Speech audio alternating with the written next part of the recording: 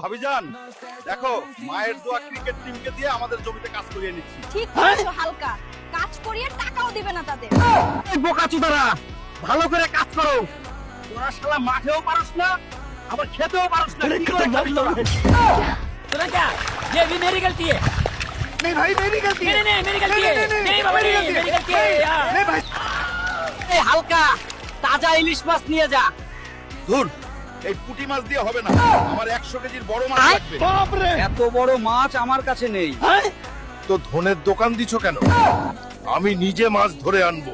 পুরা আমি কত বড় মাছ ধরলাম তা দেখার আগে লাইক এবং সাবস্ক্রাইব করে দাও। শুধুমাত্র নিচের লাল বাটনে ক্লিক করতে হবে, করে দাও প্লিজ। এই সমুদ্র থেকে বিশাল তিমি মাছটাকে ধরবো। रुको ভাবিজান, सबर करो এই যে সব চাইতে বড় মাছ। শালার হাল্ক, এত বড় তিমি মাছ কিভাবে মানুষ খাবে?